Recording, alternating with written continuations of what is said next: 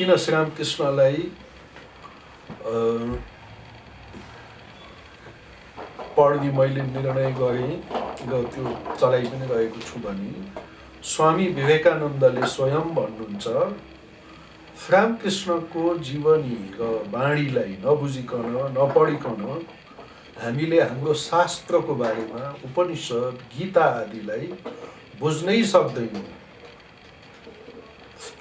यदि गीताको ठिक मर्म बुझ्नु हो, गीताको सार बुझ्नु छ, उपनिषदको सार बुझ्नु छ, हाम्रो शास्त्रहरूको सार बुझ्नु छ, हाम्रो सनातन धर्मको सार बुझ्नु छ भने श्रीरामकृष्णको जीवनी र वाणीलाई राम्रोसँग बुझ्नु आवश्यक छ। श्रीरामकृष्णको वाणी पढेपछि, वचनामृत पढेपछि र श्रीरामकृष्णको जीवनी पढेपछि बल्ल हामीलाई चाहिँ शास्त्र यो रहेछ, शास्त्रले भन्न खोजेको कुरा यो रहेछ, शास्त्रको सार वस्तु यो रहेछ भन्ने कुरा चाहिँ हामीले बुझ्न सक्छौँ। र आजको दिन चाहिँ विशेष गरेर मैले लीला प्रसङ्ग र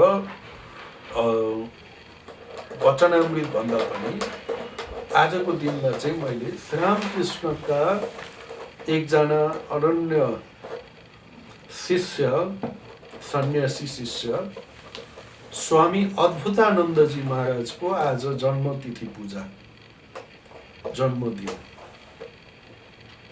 हामीले मनाउने गरेका छौँ। हुन त स्वामी अद्भुतानन्द महाराजको जन्म कहिले भएको थियो भन्ने कुरा हामीलाई थाहा छैन, तर किनभने स्वामी अद्भुतानन्द महाराजले आफ्नो पूर्वाश्रमको विषयमा आफ्नो बारेमा बोल्दै बोल्नुहुन्थेन। कसैले सोध्न खोज्यो भने पनि मेरो जीवनको बारेमा जानेर सुनेर के हुन्छ, स्वामी विवेकानन्दको जीवनीको बारेमा जान, श्रीरामकृष्णको बारेमा जान, भगवत प्रसङ्ग गर, त्यसले कल्याण हुन्छ, त्यसले मुक्ति हुन्छ, मेरो जीवनको बारेमा जानेर के हुन्छ र भनेर चाहिँ उहाँले भन्ने गर्नुहुन्थ्यो र अनि गम्भीर भएर बस्नुहुन्थ्यो। त्यसकारणले उहाँको जीवनको बारेमा धेरै कुराहरू चाहिँ हामीलाई थाहा छैन। त्यसै कारणले आजको दिन विशेष रूपमा एकदमै पवित्र दिन, माघ पूर्णिमा, अनि नेपालमा त आज स्वस्थानी व्रत कथाको समाप्तिको दिन पनि भयो र आज अर्का एकजना महान सन्त, हिन्दू धर्मका महान सन्त रविदास ज्यूको पनि आज जन्मदिन हो र सन्त रविदासको जीवनी पनि त्यत्तिकै उच्च कोटिको छ, प्रेरणादायी छ। र सन्त रविदासको जीवनीले पनि के भन्छ भने आध्यात्मिक जीवनको लागि कुनै विशेष परिवारमा नै जन्मेको हुनुपर्छ या उच्च कुलमा नै जन्मेको हुनुपर्छ भन्ने त्यस्तो किसिमको केही छैन। आध्यात्मिक जीवनको लागि भगवत कृपा भए काफी छ, भगवत कृपा भयो भने काफी छ। जसलाई, जुन जातिलाई समाजले घृणाको दृष्टिले हेर्छ, निम्न कोटिको जाति भनेर बुझ्छ, त्यस्तो जातिबाट आएर पनि ब्रह्मज्ञ पुरुष बन्नुभयो सन्त रविदास। उहाँको पेसाले हेर्ने हो भने उहाँ चाहिँ जुत्ता सिलाउने एकजना मुची हुनुहुन्थ्यो, तर त्यसै पेसाबाट आउँदा पनि समाजले जसलाई घृणाको दृष्टिले, हाम्रो अज्ञानी समाजले भनौँ, जसलाई घृणाको दृष्टिले हेर्ने गर्छ, त्यस्तो समाजबाट आएर पनि उहाँ चाहिँ सबैको पूजनीय, प्रातस्मरणीय बन्नुभयो। यस्ता महान सन्त रविदासको पनि आज जन्मदिन हो। अनि स्वामी अद्भुतानन्दजी महाराजको जन्मदिन पनि आजको दिनमा नै, आजको यस पवित्र दिनमा नै, कारण उहाँको वास्तविक जन्म कहिले भएको थियो भन्ने थाहा नभएको हुनाले रामकृष्ण मठ मिसनमा आजकै दिनमा मनाइन्छ। र स्वामी अद्भुतानन्द महाराजको पनि जुन जस्तो किसिमको जीवनी छ त्यसमा पनि हामीलाई चाहिँ अत्यन्त प्रेरणादायी छ। किन भन्दा स्वामी अद्भुतानन्द महाराजको जुन पारिवारिक पृष्ठभूमि छ त्यो त्यति उच्च कुल या त्यस्तो किसिमको हामीले देख्दैनौँ, किनभने उहाँ एक अत्यन्त गरिब परिवारमा जन्मनु भएको थियो। अर्को कुरा, श्रीरामकृष्णको अझै एउटा उल्लेखनीय कुरा के भने, श्रीरामकृष्णका जति पनि सन्यासी शिष्यहरू हुनुहुन्छ, टोटल 16 जना, श्रीरामकृष्णका 16 जना सन्यासी शिष्यहरू, 16 जनाको, अब 16 को पनि एउटा केही विशेषत्व छ होला। 16ले 16 कला चन्द्रमाको पनि हुन्छ, 16ले 16 आनाले 1 रुपियाँ, अर्थात् पूर्णिमा, आज पूर्णिमा हो, 16 दिनमा पूर्णिमा हुन्छ। चन्द्रमाको 16 कला सबै मिलेर त्यसको एउटा कम्प्लिसन भनेको 16 हो। 16ले कम्प्लिट हुन्छ, पूर्णिमा हुन्छ, पूर्ण हुन्छ। त्यस्तै श्रीरामकृष्णका पनि 16 जना शिष्यहरू हुनुहुन्थ्यो, अर्थात् शिष्यहरूको मण्डलीमा एउटा कम्प्लिसन भन्ने, पूर्णत्व भन्ने कुरा थियो। त्यसमा 15 जना चाहिँ बङ्गालबाट नै हुनुहुन्थ्यो। श्रीरामकृष्णका 16 जना शिष्यहरूमा 15 जना शिष्यहरू बङ्गालबाट हुनुहुन्थ्यो भनी त्यसमा एकजना शिष्य, एक मात्र शिष्य, सन्यासी शिष्य, 16 जना सन्यासी शिष्यमा 15 जना बङ्गालबाट, एक मात्र सन्यासी शिष्य जो चाहिँ बङ्गालबाट हुनुहुन्थेन, बिहारबाट हुनुहुन्थ्यो, बिहारको छाप्राबाट हुनुहुन्थ्यो र एउटा अत्यन्तै गरिब परिवारमा उहाँको जन्म भएको थियो। र सानोमा उहाँको नाम राख्तु राम। अनि किम्वदन्ती कस्तो छ भने, अथवा लाटु महाराजले आफ्नो पूर्वाश्रमको विषयमा भन्नुहुन्थेन, तर पनि कोही कोही बेला अनायासै उहाँले भन्न नचाहँदा पनि कुनै बेला उहाँको मुखबाट निस्किहालेका 2-4 शब्दहरूबाट चाहिँ हामीले केही न केही उहाँको विषयमा जान्न सक्छौँ। त्यो चाहिँ के हो भने, उहाँ छाप्राबाट हुनुहुन्थ्यो र सानैमा उहाँलाई चाहिँ कुनै एउटा यस्तो किसिमको रोग लागेको थियो, जुन रोग लागेपछि उहाँको जीवन नै एक किसिमले खतरामा परेको थियो, एकदमै सानो हुँदाखेरि। अनि उहाँको मातापिताले रामचन्द्रज्यूको पूजा गरेर, प्रार्थना गरेर, रामचन्द्रज्यूलाई भाकल गरेर मेरो छोरालाई बचाइदिनुहोस् भनेपछि उहाँको जीवनको रक्षा भयो, बाँच्नुभयो र उहाँ रामचन्द्रले उहाँलाई चाहिँ बचाएको भएर, रक्षा गरेको भएर, राखेको हुनाले उहाँको नाम चाहिँ राख्तु राम, अर्थात् रामले रक्षा गरेको, राखेको। त्यही भएर उहाँको नाम चाहिँ सानोमा राख्तु राम थियो। अनि त्यसपछि उहाँ 5 वर्षको उमेर हुँदाहुँदै उहाँको मातापिता दुवैको मृत्यु भयो। त्यसपछि 5 वर्षको उमेरमा उहाँ अनाथ बन्नुभयो। त्यसपछि उहाँको काकाले उहाँको भरण पोषणको जिम्मा लिनुभयो, तर काकाको पनि आर्थिक स्थिति एकदमै राम्रो थिएन, एकदमै गरिब हुनुहुन्थ्यो। अनि विभिन्न कारणहरूले गर्दा सानैमा उहाँलाई चाहिँ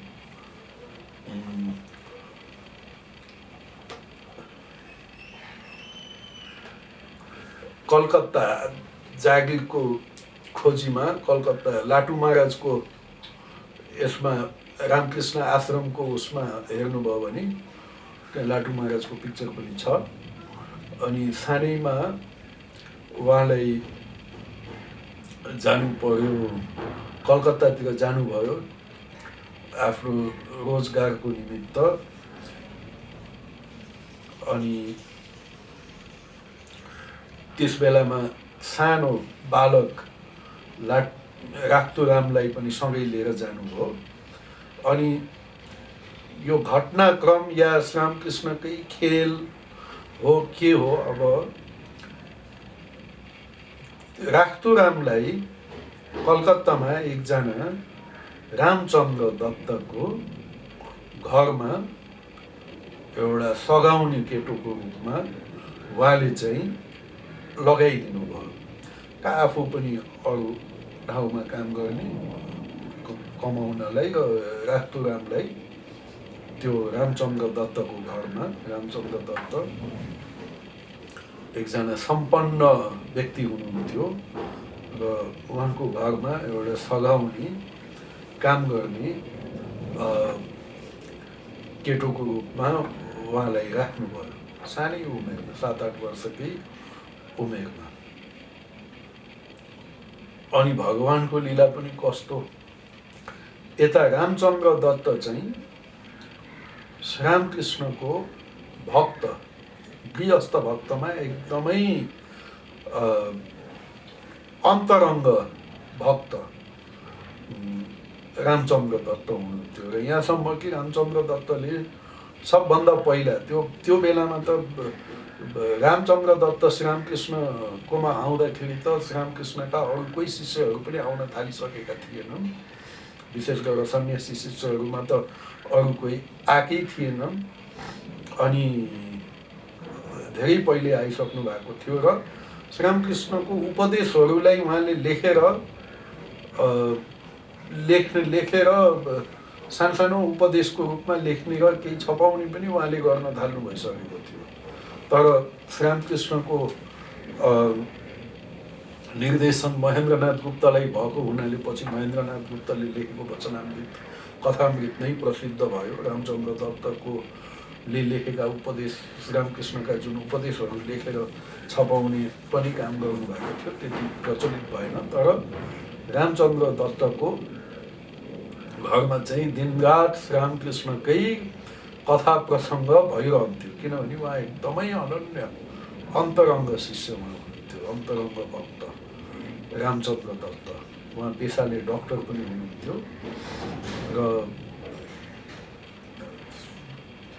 स्वामीजीको पनि उहाँको नाता पर्थ्यो रामचन्द्र दत्त। र उहाँको घर चाहिँ अहिले काकुडगाछी, हाम्रो रामकृष्ण मिसनमा नै परिणत भइसकेको छ, काकुडगाछीमा। र स्वामी विवेकानन्दको पैतृक जुन घर छ त्यसको त्यहाँबाट धेरै टाढा छैन, नजिकै छ। अनि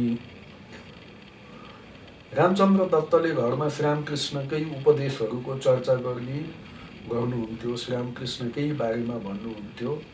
अनि राम एउटा गरिब परिवारबाट हुँदाहुँदै पनि उसमा भित्रबाट चाहिँ आध्यात्मिक चेतना, आध्यात्मिक प्रवृत्ति अत्यन्तै थियो। यो पनि श्रीरामकृष्णकै लीला होला। अनि त्यो आध्यात्मिक चेतना, आध्यात्मिक प्रवृत्ति भएको हुनाले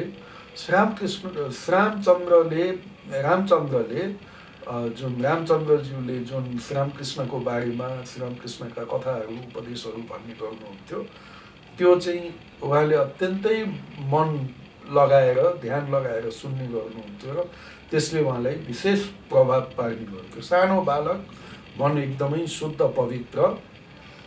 अनि एकचोटि रामचन्द्र दत्तले के भन्नुभयो भने भगवानको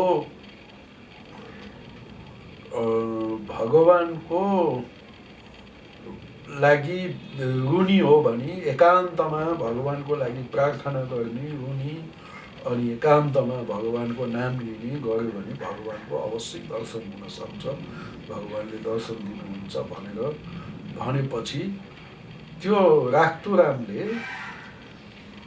अरूहरू कसैलाई बुझ्न नदिकन भित्रभित्र त्यही बेलाबाट नै उहाँले साधना गर्न थाल्नुभयो। त्यो कुरा उहाँको मनभित्रसम्म गयो र अन्त्यसम्म पनि त्यो कुरा रह्यो, जसलाई चाहिँ उहाँले पछि अरू शिष्यहरूलाई पनि भन्नुपर्ने हुन्थ्यो। र यो कुरा वास्तवमा श्रीरामकृष्णकै उपदेशको एउटा हिस्सा थियो, जसलाई रामचन्द्रले दोहोऱ्याउनु भएको थियो। अनि श्रीरामकृष्णको बारेमा अरू चर्चा पनि हुँदा श्रीरामकृष्णलाई देख्ने राख्तुरामलाई अत्यन्तै इच्छा पनि भयो। तर त्यो बेलामा त उहाँले अब रामचन्द्रको घरमा उहाँको श्रीमतीलाई आमा भन्नुहुन्थ्यो र सघाउने कार्यहरू गर्नुहुन्थ्यो, गृह कार्यहरूमा उहाँलाई सघाउने गर्नुहुन्थ्यो। तर भित्रभित्र उहाँले साधना पनि गर्नुहुन्थ्यो। भित्रभित्र उहाँको मन त्यो आकुल व्याकुल भएको थियो, कसरी त्यो श्रीरामकृष्णको बारेमा, जसको बारेमा रामचन्द्रज्यूले भनिरहने गर्नुहुन्छ, उहाँ त्यहाँसम्म कसरी पुगौँ भन्ने उहाँलाई चाहिँ भित्रबाट त्यो चाहना थियो। एक दिन त्यस्तै क्रममा रामचन्द्रले राख्तुरामलाई दक्षिणेश्वर लिएर जानुहुन्छ। अनि दक्षिणेश्वर लगेपछि श्रीरामकृष्णले त आफ्नो शिष्यलाई देख्ने बित्तिकै चिनिहाल्नुहुन्छ। श्रीरामकृष्णले के भन्नुहुन्छ भने, अरे राम, तिमी यसलाई कहाँबाट ल्यायो, यो बालकलाई कहाँबाट ल्यायो? यसभित्र त साधुको लक्षण छ, एउटा सन्तको लक्षण छ यसभित्र, त कहाँबाट ल्यायो यसलाई भनेर चाहिँ रामचन्द्रलाई भन्नुहुन्छ। अनि राख्तुरामले पनि श्रीरामकृष्णलाई देख्छन्, तर श्रीरामकृष्ण भगवान हो अथवा त्यस्तो उहाँको भित्र, किनभने उहाँ सरल हुनुहुन्थ्यो, साधारण बालक, एकदमै नपढेको, पढ्दै नपढ्नु भएको, उहाँ एकदमै निरक्षर। श्रीरामकृष्णको शिष्यहरूमा वास्तवमा सबभन्दा निरक्षर भनेको राख्तुराम नै हुनुहुन्थ्यो। श्रीरामकृष्ण भन्दा पनि बढी निरक्षर। श्रीरामकृष्णलाई त तैपनि अलिअलि पढ्न लेख्न आउँथ्यो, राख्तुरामलाई चाहिँ पढ्न लेख्न बिल्कुलै आउँदैन थियो। तर मन शुद्ध पवित्र भएको हुनाले त्यो एउटा दैवी आकर्षणले खिच्यो। श्रीरामकृष्णलाई नबुझे पनि नजाने पनि भगवत तत्त्व के हो भन्ने कुरा त्यो सम्बन्धी नजाने पनि मन शुद्ध पवित्र भएपछि अरू केही जान्न पर्ने आवश्यकता पनि रहँदैन। आध्यात्मिक जीवनको जुन मूल इसेन्स हो, जुन सार वस्तु हो, त्यो भनेको पवित्रता नै हो। अनि त्यो राख्तुरामलाई पनि श्रीरामकृष्णप्रति अत्यन्तै आकर्षित भए। तर त्यो दिन त फेरि त्यही आफ्नो रामचन्द्रको घरमा फेरि फर्केर जान पर्यो। तर त्यसपछि चाहिँ कस्तो भयो भने, एउटा विरहाग्नि जस्तो, विरहको अग्नि जस्तो, प्याङ अफ सेपरेसन, त्यो राख्तुरामलाई चाहिँ अत्यन्तै फेरि कहिले रामकृष्ण दक्षिणेश्वरमा जाने, फेरि कहिले दक्षिणेश्वरमा जाने भन्ने त्यस्तो किसिमको अत्यन्तै व्याकुलता हुन थाल्यो। अनि उहाँले मौका पनि खोजिरहनुहुन्थ्यो। अनि रामचन्द्रले चाहिँ, अरूहरूले यो कुरा बुझ्न सक्दैनथे यो राख्तुरामको विषयमा, तर रामचन्द्रले चाहिँ यो कुरा बुझ्नुहुन्थ्यो। अनि बुझेर उहाँले के गर्नुहुन्थ्यो भने, श्रीरामकृष्णको लागि केही खानेकुराहरू पठाउनु छ भने, फल मिठाई आदि केही, अथवा घरमा केही पाकेको कुरा दक्षिणेश्वरमा पुर्याउन छ भने, त्यस कामको जिम्मा चाहिँ उहाँले राख्तुरामलाई नै लगाउन थाल्नुभयो। त्यसपछि त्यो जब राख्तुरामलाई त्यस कामको जिम्मा लगाउन थाल्नुभयो, राख्तुराम पनि अत्यन्तै खुसी भएर दक्षिणेश्वरमा बेला बेलामा आउने जाने चाहिँ हुन थाल्यो। अनि पछि एकचोटि कस्तो हुन्थ्यो भयो भने,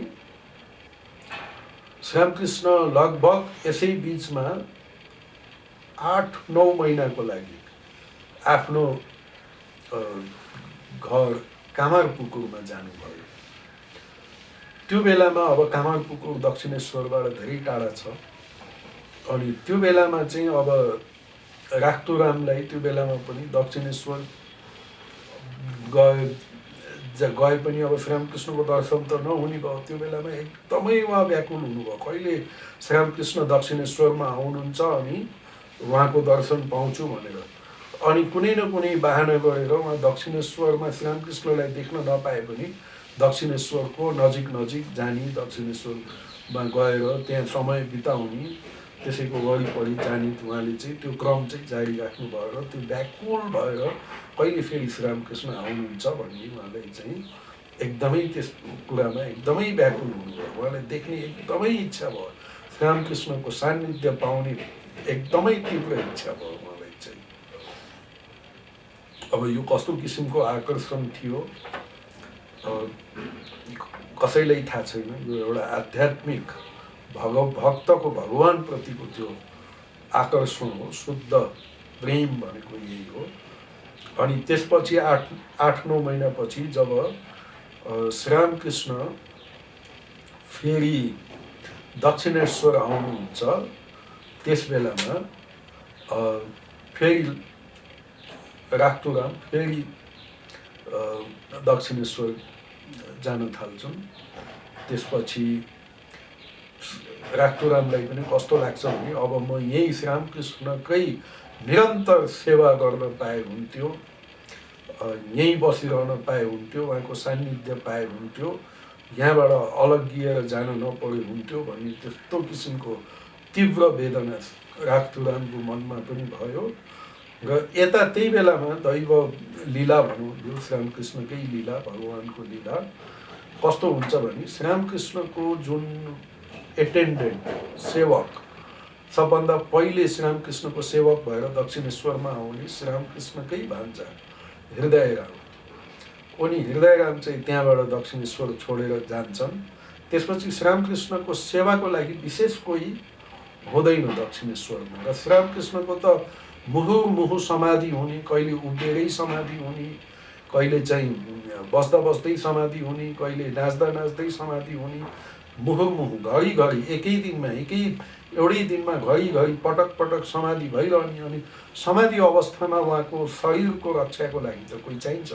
उभिएको बेलामा समाधि भयो भने त्यो शरीर ढल्न पनि सक्ने स्थितिमा हुन्थ्यो। र कुनै न कुनै एकजना एटेन्डेन्टको, सेवकको अत्यन्तै त्यो बेलामा श्रीरामकृष्णलाई आवश्यकता थियो, किनभने हृदयराम गएपछि अरू कोही सेवक उहाँको चाहिँ थिएन। त्यो बेलामा श्रीरामकृष्णले एक दिन रामचन्द्रलाई श्रीरामकृष्णले के भन्नुहुन्छ भने, हे राम, यो बालकलाई यहीँ छोडेर जाऊ, मेरो अहिले कोही सेवा गर्ने कोही पनि छैन। अहिले मेरो अब यस्तो किसिमको अवस्था छ, घरिघरि समाधि अवस्थामा जाने, मेरो एकजना कोही सेवकको आवश्यकता छ। त्यही भएर यो शुद्ध पवित्र यो बालकलाई यहीँ छोड, यहीँ राखेर जाऊ भनेर एक दिन भन्नुहुन्छ रामचन्द्रलाई। अनि लाटुलाई पनि चाहिएको कुरा त त्यही थियो। र लाटु भन्ने नाम चाहिँ पछि भयो, सुरुमा चाहिँ उहाँको नाम राख्तुराम नै हो। कसरी त्यो नाम लाटुमा परिणत भयो त्यो पनि म भन्दछु। अनि राख्तुरामलाई चाहिँ एकदमै उता भित्रबाट उसले चाहेको इच्छा पुरा भयो। र त्यसपछि राख्तुराम दक्षिणेश्वरमै श्रीरामकृष्णको सेवक बनेर रहन थाले। श्रीरामकृष्णको लागि राख्तुराम कस्तो भने, जस्तो भगवान रामचन्द्रको लागि हनुमान जस्तो हुनुहुन्थ्यो, एकदमै सेवक। हनुमानले रामचन्द्रको लागि दिनरात उहाँको सेवाको लागि तत्पर हुनुहुन्थ्यो। सेवक धर्म भनेको के हो, त्यसको एउटा आदर्श हनुमान हो। सेवक धर्मको आदर्श, दास्य भक्तिको सर्वोत्तम आदर्श हनुमान हो। त्यस्तै दास्य भक्तिको, सेवक भक्तिको अर्को एउटा पराकाष्ठा आधुनिक युगमा हामीले राख्तुरामलाई देखिन्छ। त्यही कुरा राख्तुरामको श्रीरामकृष्ण प्रति जुन भक्ति थियो, जुन सेवा थियो, जस्तो रामचन्द्र प्रति हनुमानको सेवा थियो, त्यस्तै प्रकारको राख्तुरामले पनि श्रीरामकृष्णको एकदमै सेवा गर्न थाल्नुभयो। उहाँले दक्षिणेश्वरमा बसेर दिनरात उहाँलाई चाहिँ श्रीरामकृष्णको सेवा छोडेर अरू कुनै कुरा पनि उहाँको मनमा चाहिँ अरू कुनै कुरा उहाँको मनमा आउँदैन थियो। दिनरात केवल श्रीरामकृष्णको उहाँले सेवा गर्नुहुन्थ्यो।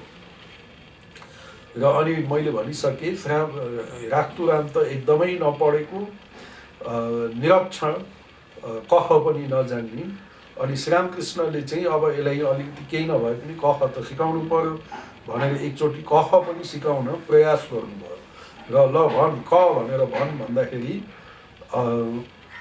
राख्तुरामको बङ्गलामा कलाई अलिकति क भनेर अलि ओकारतिर लाने, ढल्काउने, एकदमै को त होइन तर क र को बिचमा क भनेर त्यसरी भन्ने उच्चारण त्यसरी हुन्छ। अनि ठ्याक्कै हिन्दीमा चाहिँ फेरि बिहारतिर हिन्दीमा कलाई चाहिँ अलिकति आकारतिर ढल्काउने उच्चारण त्यस्तो किसिमको हुन्छ, अलिकति आकारतिर ढल्केको हुन्छ। अनि श्रीरामकृष्णले क भन्नुहुन्छ, अनि श्रीरामकृष्णले राख्तुरामलाई श्रीरामकृष्ण पनि गाउँको मान्छे, गाउँले भाषा। उहाँले राख्तुरामलाई चाहिँ लाटु, लेटो, कहिले लेटो पनि भन्नुहुन्थ्यो, कहिले लाटु भन्दै पछि गएर लाटु शब्दमा नै त्यो नै प्रचलित नाम भयो र उहाँ चाहिँ लाटु महाराजले चिनिन थाल्नुभयो त्यही नामले। श्रीरामकृष्णको बोलीमा उहाँको उच्चारणले राख्तुरामलाई, उहाँको उच्चारणले, उहाँको मायाले त्यो चाहिँ राख्तुराम चाहिँ लाटुमा परिणत भयो। त्यही भएर लाटु महाराज, अबबाट यसलाई मैले लाटु महाराज नै भन्नेछु। अनि लाटु महाराजलाई सिकाउनलाई, अक्षर ज्ञान दिनको लागि उहाँले श्रीरामकृष्णले क भन्ने, अनि लाटु महाराजले उच्चारण गर्दा त्यो का हुने। अनि श्रीरामकृष्णले का होइन क भन भनेर भन्नुहुन्थ्यो, अनि लाटु महाराजले फेरि का नै भन्ने। फेरि श्रीरामकृष्णले का होइन क भन, पहिल्यै का भनिस् भने फेरि आकार लगाएपछि के भन्छस्, सुरुमै का भनिस् भने त्यसपछि आकार लगाएपछि त त्यसलाई भन्नको लागि केही रहँदै रहन्न, क भन भनेर श्रीरामकृष्णले भन्नुहुन्थ्यो। तर लाटु महाराजको जिउरोमा त्यो क बन्न सकेन, कहानी भयो। अनि श्रीरामकृष्णले अन्तमा ल तँलाई पढाइ लेखाइको केही आवश्यकता छैन भनेर त्यसपछि जुन पढाउने उहाँलाई चाहिँ अक्षर सिकाउने, अक्षर ज्ञान दिने प्रयत्न गर्नुभएको थियो, त्यो अक्षर ज्ञान त्यही नै त्यसको समाप्ति भनौँ या त्यसको अन्त त्यही भयो। त्यसपछि उहाँले लाटु महाराजलाई फेरि पढाइको लागि प्रयत्न गर्न परेन। पछि गएर विवेकानन्दले एकचोटि लाटु महाराजको सम्बन्धमा एकचोटि भन्नुभएको थियो, लाटुको त जसरी प्रहलादले पनि क भन्दा अगाडि पढ्नै सक्नुभयो। क भन्ने बित्तिकै भगवान् श्रीकृष्णको स्मृति आइदिन्थ्यो अनि उहाँको अश्रुधारा बहन थाल्थ्यो, उहाँको बोली फुट्दैन थियो। कबाट नै उहाँलाई चाहिँ भगवान् कृष्णको स्मृति हुन्थ्यो, भगवान् कृष्णमा नै लीन भइदिनुहुन्थ्यो र कभन्दा अगाडि पढ्नै सक्नु भएन प्रहलादले जसरी। त्यस्तै किसिमले लाटु महाराजको पनि कमा नै उहाँको अक्षर ज्ञान अन्त भयो, कभन्दा अगाडि बढ्दै बढेन। र लाटु महाराजलाई विवेकानन्दले त झन् अझै प्लेटो पनि भन्ने गर्नुहुन्थ्यो, ठाकुरले लेटो भन्ने गर्नुहुन्थ्यो, त्यसैलाई विवेकानन्दले प्लेटो। किनभने लाटु महाराजको आध्यात्मिक ज्ञान, त्यो ज्ञान यति उच्च कोटिको थियो कि उहाँले चाहिँ उहाँको त्यो ज्ञानले गर्दा उहाँले चाहिँ दार्शनिक प्लेटोको, पश्चिमका दार्शनिक प्लेटो जस्तो, सोक्रेटिसका शिष्य प्लेटोको जस्तै ज्ञान भएको भनेर मलाई चाहिँ प्लेटो भन्ने गर्नुहुन्थ्यो, ज्ञानी भन्ने बुझाउनको लागि। र अब यसरी चाहिँ लाटुको दक्षिणेश्वरमा रहेर विभिन्न श्रीरामकृष्णको सेवा गर्ने त्यो भावहरू चलिरह्यो, सेवा गरि नै रहनुभयो। त्यसपछि जब श्रीरामकृष्ण पछि गएर क्यान्सर भएर चाहिँ उता श्यामपुकुर बाटी त्यसपछि काशीपुरसम्म जाँदा पनि लाटु महाराज चाहिँ उहाँको एउटा अनन्य सेवक बनेर रहनुभयो। र श्रीरामकृष्णका जति पनि सन्यासी शिष्यहरू छन् तीमध्ये सबभन्दा श्रीरामकृष्णकोमा सबभन्दा पहिला आउने, सबभन्दा सुरुमा दक्षिणेश्वरमा आउने सबै शिष्यहरूमा त्यो चाहिँ लाटु महाराज नै हो। लाटु महाराज दक्षिणेश्वरमा आउँदाखेरि, श्रीरामकृष्णको सान्निध्यमा आइसक्दाखेरि अरू कुनै पनि शिष्यहरू दक्षिणेश्वरमा चाहिँ आइपुगेका थिएनन्। त्यही भएर श्रीरामकृष्णको शिष्य मण्डलीमा, सन्यासी शिष्यहरूमा सबभन्दा प्रथम शिष्य भनेको लाटु महाराज नै हो। त्यसपछि अरू शिष्यहरू आउँदै गए, राजा महाराज आउनुभयो, ब्रह्मानन्द महाराज, अरूहरू आए, पछि स्वामीजी आउनुभयो। त्यसरी बिस्तारै 16जना शिष्यहरू बने। तर त्योभन्दा सबभन्दा सुरुमा आउने भनेको लाटु महाराज। र उहाँको जीवन चाहिँ कस्तो थियो भने एकदमै श्रीरामकृष्ण हुनेसम्म जति दिन हुनुहुन्थ्यो उहाँले चाहिँ श्रीरामकृष्णको सेवामा नै कटाउनु भयो।